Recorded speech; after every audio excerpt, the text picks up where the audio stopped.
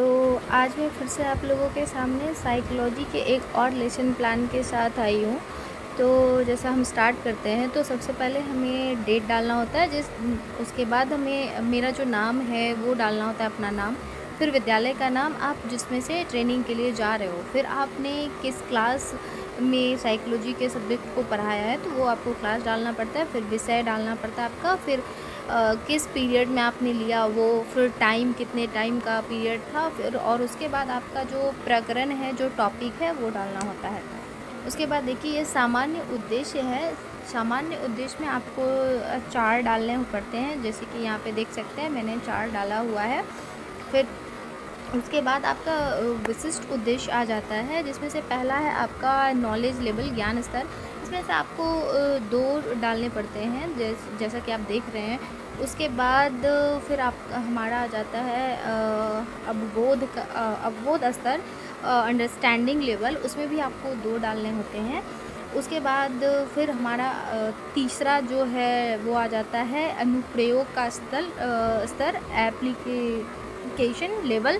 तो आप देख सकते हैं इसमें भी मैंने 2 डाला हुआ है। फिर आपको पूर्व ज्ञान देखना पड़ता है कि छात्रों को जो हम पढ़ाने जा रहे हैं उसका पहले से कितना नॉलेज है। तो पूर्व ज्ञान में आपको ये डालना होता है कि छात्र मनोविज्ञान के विषय में सामान्य जानकारी रखते हैं, जैसा कि मैंने डाला है। उसके बाद हमारा प्रस्तावना आ जाता है। उसमें आप देख सकते हैं यहाँ पे छात्राध्यापक क्रिया है, तो इसमें से मैंने 3-4 क्वेश्चंस डाले हुए हैं। उसके बाद आपका आ जाता है छात्र क्रिया। देखिए, जैसा कि आप यहाँ पे मैंने डाल के रखा हुआ है। देखिए, छात्र क्रिया में जो मैंने क्वेश्चन किया वो उसका जवाब किस तरीके से छात्र दे रहे हैं, ये डालना होता है। लास्ट वाले क्वेश्चन का मैंने यहाँ पे नहीं दिया है। संभावित उत्तर है कि छात्र देंगे भी, नहीं भी देंगे। उसके बाद हमारा सैंपल कार्य आ जाता है। उसमें से आपको वही चीज़ें, कोई टॉपिक उठा के मेन डालना होता है। फिर आपका उद्देश्य कथन आ जाता है कि आज का हमारा उद्देश्य क्या है मनोविज्ञान को पढ़ाने का, फिर वो डालते हैं। उसके बाद शिक्षण सहायक सामग्री में आप देख सकते हैं ये मैंने डाला हुआ है। फिर शिक्षण विधियाँ आ जाती है हमारी, जिसमें से मैंने 2 डाला हुआ है। उसके बाद आइए चलते हैं, देखते हैं यहाँ पे हमारा शिक्षण बिंदु है, जिसमें से मेरा आज का टॉपिक है बुद्धि लब्धि। तो उसके बारे में मुझे यहाँ पे छात्रा पढ़ाना है, तो वो मैंने पूरा डिटेल्स में यहाँ पे डाला हुआ है। उसके बाद छात्र क्रिया में छात्र छात्रा ध्यानपूर्वक सुनेंगे। उसके बाद आप देख सकते हैं यहाँ पे हमारा श्यामपट्ट कार्य आ जाता है। श्यामपट्ट कार्य को मैंने यहाँ पे अभी डाला नहीं है, लेकिन ये जो मैंने पूरी डिटेल्स में यहाँ पे लिखा हुआ है, इसी से कुछ मेन चीज़ों को उठा के आपको श्यामपट्ट कार्य में डालना होता है। जैसा कि हम लोग क्लास में करते हैं कि कुछ मेन चीज़ को आप एज ए हेडिंग के तौर पे डालते हैं, तो वही हमें श्यामपट्ट कार्य में यहाँ पे डालना है। फिर यहाँ पे हमारा दूसरा शिक्षण बिंदु आ जाता है। तो यहाँ पे भी मैंने देखिए, यहाँ पे सारे डिटेल्स में मैंने लिखा हुआ है। उसके बाद यहाँ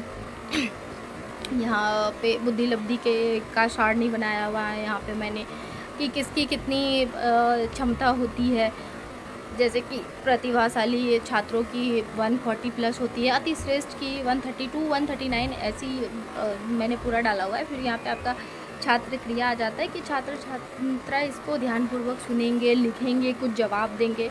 फिर हमारा यहाँ पे तीसरा आ जाता है श्यामपट्ट कार्य। इसमें भी हमें यही यहाँ से कुछ मेन चीज़ों को उठा के वहाँ पे डालना होता है।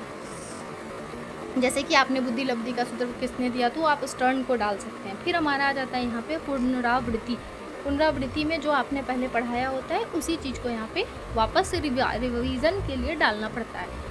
जैसे कि यहाँ पे आप देख सकते हैं मैंने लिखा हुआ है। फिर आपका मूल्यांकन प्रश्न आ जाता है। मूल्यांकन में आप छात्रों का मूल्यांकन करते हैं कि जो मैंने पढ़ाया उसमें से उन्होंने कितना सीखा। तो यहाँ पे आप देख सकते हैं इसमें से 4 या 5 क्वेश्चंस आपको डालने होते हैं।